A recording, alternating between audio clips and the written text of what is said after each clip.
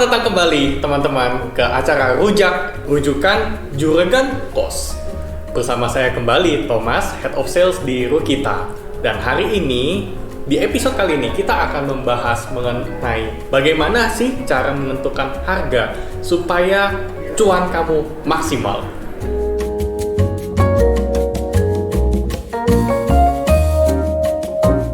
Penentu harga sewa kos. Nah, kalau teman-teman ingin menentukan harga sewa kos di awal, pertama yang paling penting teman-teman bisa perhatikan adalah dari segi lokasi terlebih dahulu. Kenapa sih lokasi? Karena lokasi ini kita perlu melihat berapa sih kira-kira calon potensial klien kita, dan calon potensial klien kita itu memiliki buying power di berapa untuk di area tersebut. Dan setelah kita bisa mengetahui berapa sih kira-kira mereka punya buying power, di sini juga lokasi itu kita bisa melihat average dari berapa harga sewa di sekitarnya. Oke. Yang kedua, setelah dari lokasi, teman-teman harus perhatikan banget mengenai fasilitas ataupun bentuk bangunan yang teman-teman sudah rencanakan atau yang sudah teman-teman miliki saat ini. Di fasilitas ini tentu yang perlu diperhatikan adalah bagaimana sih fasilitas yang pada umumnya ditawarkan di area tersebut oleh building-building lainnya.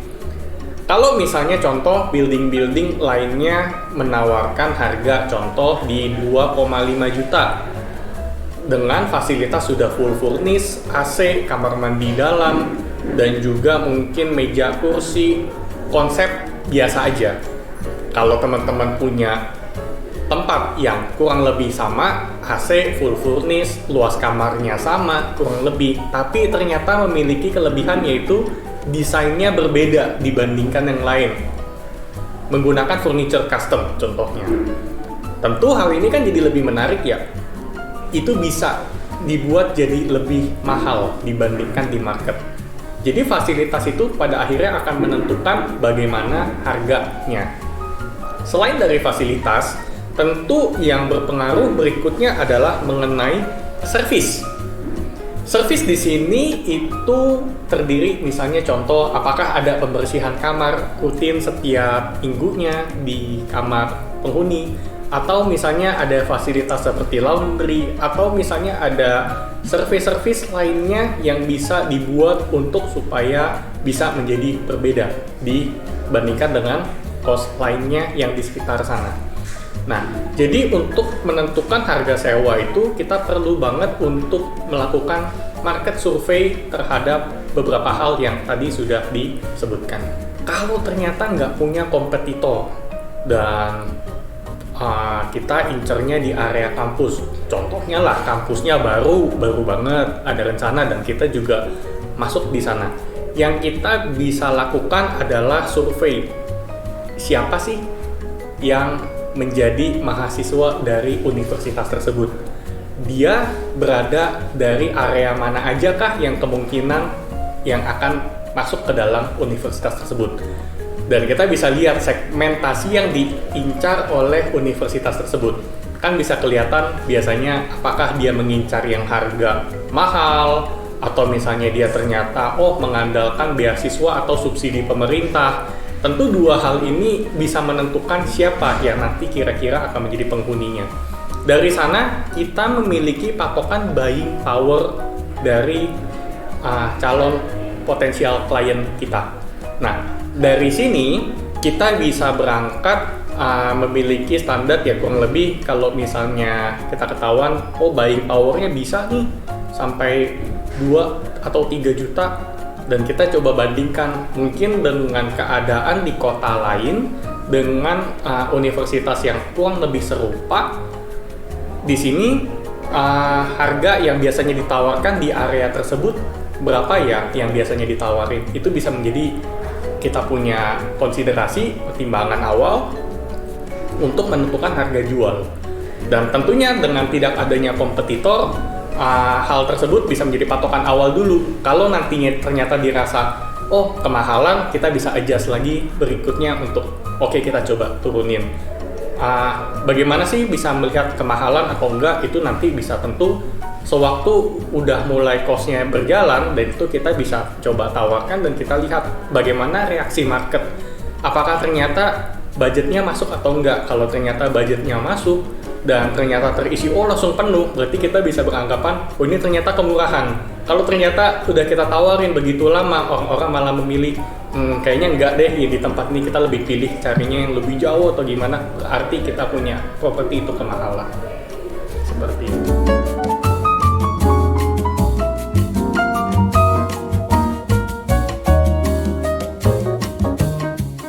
Kalau bicara dengan profit margin business cost, di sini sebenarnya biaya operasional itu adalah menjadi kurang lebih ya modal kita dalam berjalan setiap bulannya. Biasanya perbandingan antara profit dengan biaya itu adalah di sekitar 65% untuk profit marginnya dibandingkan dengan biaya yang dikeluarkan untuk setiap bulannya. Nah, jadi kalau misalnya kita contoh mendapatkan total revenue yaitu let's say 20 juta, berarti kurang lebih profit yang bisa kita dapatkan di sekitar 10 sampai 12 sampai 13 juta. Itu untuk profit kurang lebih yang bisa kita dapatkan. Tapi tentunya di sini memiliki banyak sekali variabelnya di dalam. Kalau contoh jumlah kamar di bangunan tersebut semakin banyak, biasanya persentasenya akan lebih tinggi lagi. Contoh, Bapak Ibu atau teman-teman punya properti yang 15 kamar dibandingkan dengan properti yang punya 100 kamar, itu memiliki persentase yang tentunya berbeda. Misalnya 15 kamar itu 65%, ternyata kalau dengan yang 100 kamar itu bisa sampai 82%. Kenapa? Kok bisa perbedaannya jauh?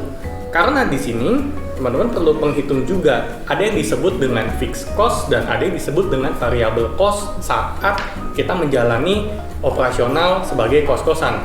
Dan di sini fixed cost yang kita bisa hitung contohnya adalah seperti biaya karyawan dan juga mungkin biaya internet ataupun biaya lingkungan dan lainnya yang biasanya kita keluarkan, maintenance dan segala macam. Tapi untuk variable cost itu maksudnya adalah seperti contoh kalau misalnya ada tenan, apa sih yang harus kita persiapkan untuk pembersihan kamarnya misalnya, untuk kebutuhan laundry-nya, atau mungkin untuk kebutuhan-kebutuhan lainnya untuk menunjang mereka punya sewa. Nah, jadi semakin banyak kamar, tentunya fixed cost-nya itu pada akhirnya ketika dibandingkan dengan jumlah kamar itu menjadi lebih sedikit. That's why kenapa kalau properti lebih besar itu keuntungannya juga lebih besar. Rasanya seperti itu.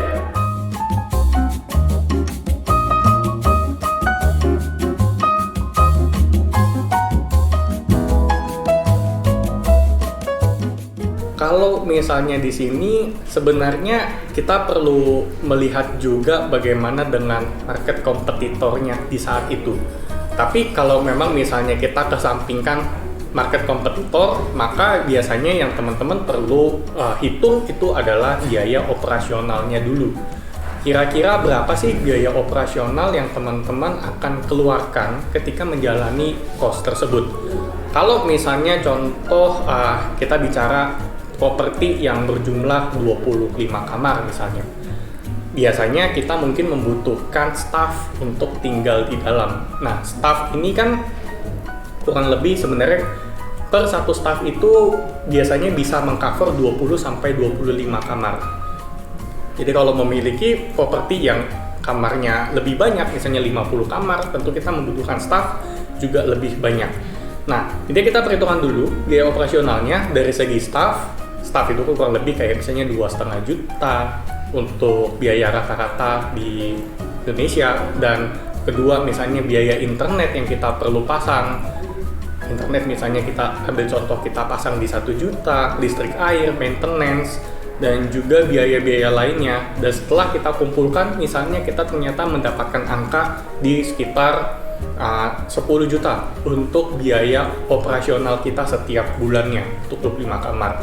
Dan di sini kalau teman-teman memiliki target, saya perlu untuk bisa mendapatkan profit sekitar 15 juta atau 20 juta karena saya perlu bayar nih untuk uang cicilan pembangunan kos misalnya.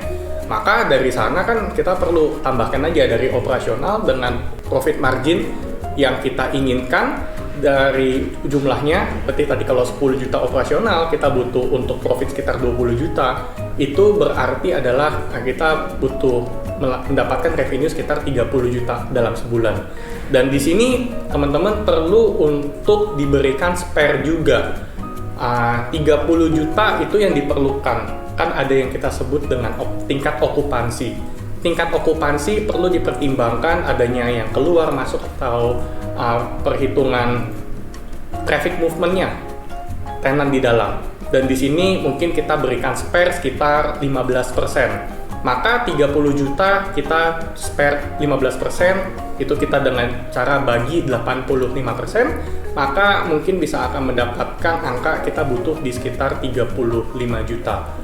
Nah, di 35 juta ini kalau kita bagi dengan jumlah kamar 25, maka di situ akan mendapatkan angka yang minimal harus diset oleh teman-teman. Dan angka minimal yang harus diset ini kemudian coba diperbandingkan dengan hal yang pertama untuk disurvei, apakah angka tersebut make sense atau enggak di market. Kalau ternyata masih bisa ada spare, tentu berarti bisa ditingkatkan lagi. Kalau belum, mungkin bisa diperhitungkan ulang bagaimana untuk fasilitas yang perlu disiapkan. Apakah kalau saya tambah fasilitas ini, maka revenue kita bisa kita tambahkan sekian. Jadi perlu di-adjust sedikit untuk di bagian tersebut.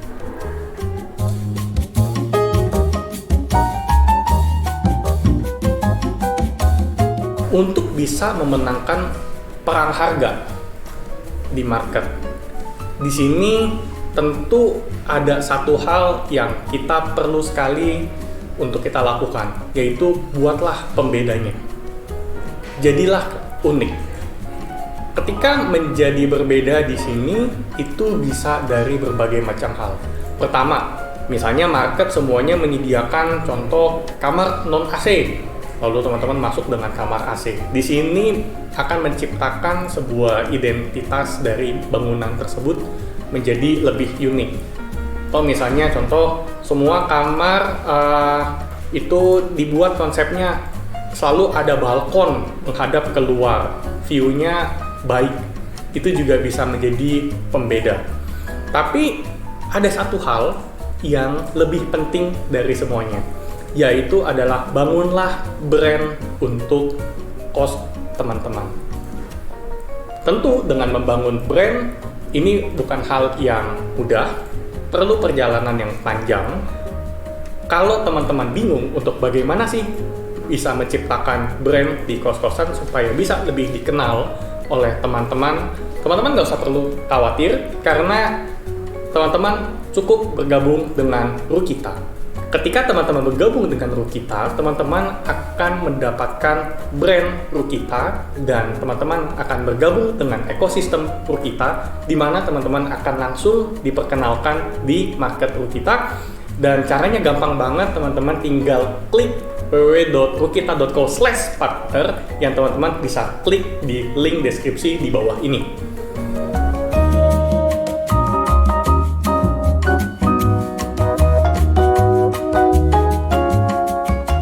Kalau misalnya untuk dijual harian atau bulanan, tentu di sini memiliki plus minus yang berbeda.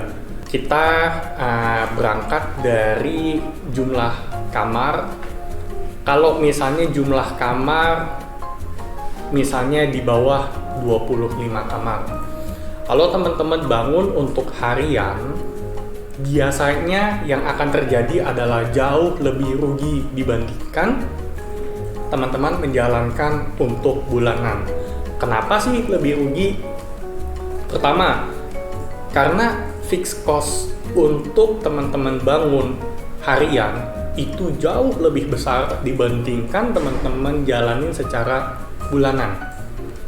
Karena fixed cost yang lebih besar, otomatis pembagian ke jumlah kamar fixed cost itu lebih besar, dan kedua adalah variable cost-nya juga tinggi.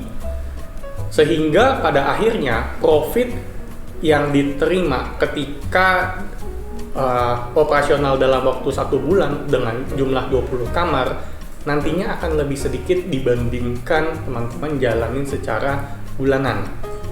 Oke, selain itu juga ketika dijalani dengan harian dan bulanan itu memiliki effort yang lebih besar ketika dijalani dengan harian. Tentu kita perlu perhitungan juga seperti biaya operasional harian, seperti laundry spray, pembersihan kamar, dan juga kita harus ada sediakan orang untuk resepsionis, untuk check in dan check out. Itu biasanya biayanya tidak sedikit. Nah, kebanyakan yang terjadi di pasar itu adalah teman-teman tuh suka lupa biasanya. Oh, betul sih, revenue-nya lebih besar, tapi setelah diperhitungkan dengan biaya operasional yang pada akhirnya dikeluarkan, profitnya ternyata kecil. Itu yang terjadi kalau misalnya dijual untuk harian. Nah, sedangkan untuk kamar yang lebih banyak, misalnya untuk 70, 80 kamar, level list itu biasanya memang harian bisa lebih besar pendapatannya. Tapi tentu harus dimiliki izin untuk dijual harian, karena tidak semua tempat itu bisa dijual untuk harian kalau izinnya tidak lengkap. Dan kedua adalah branding daripada harian itu sangat fluktuatif. Dan ketiga, bagaimana kestabilan okupansi itu juga akan berpengaruh. Dan selain itu juga ketika teman-teman membangun hunian untuk harian, itu teman-teman perlu ketahui bahwa kompetitornya itu biasanya adalah hotel. Sedangkan kalau teman-teman ingin bangunnya seperti bentuknya kos atau guest house yang ingin dibangun untuk harian, itu biasanya ketika di-compare dengan hotel, biasanya kalah juga.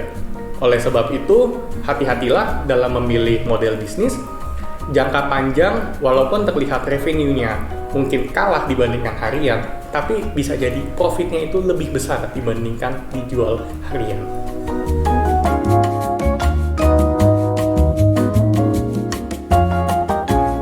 Untuk bisa menaikkan harga kos, itu biasanya sangat tergantung dari kondisi market. Kalau misalnya ada kejadian ataupun hal-hal yang ternyata memaksa kita untuk segera menaikkan harga kos, sah-sah aja.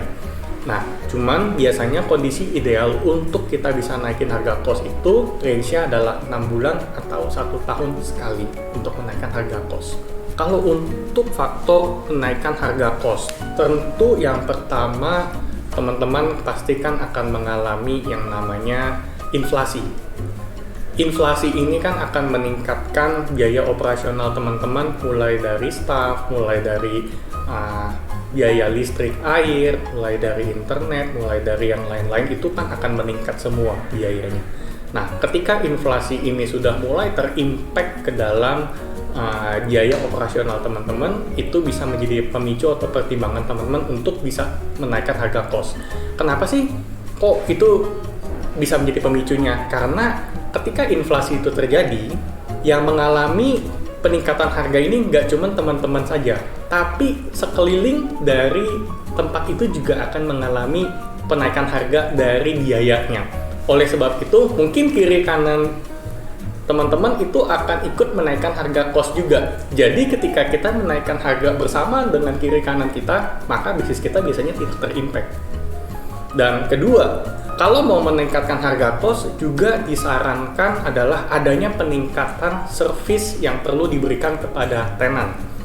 Misalnya contoh, dulunya tidak ada laundry, lalu dibuat, oh saya bikinin ada laundry. Atau misalnya dulu tidak ada dapur bersama, menjadi ada dapur bersama.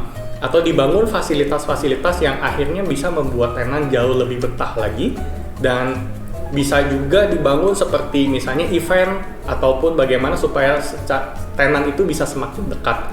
Nah, ketika tenan-tenan semakin dekat, pada akhirnya kita bisa membuat mereka lebih betah di sini, dan ketika biasanya ada peningkatan harga, itu tidak terlalu terimpact. terhadap keluarnya tenant.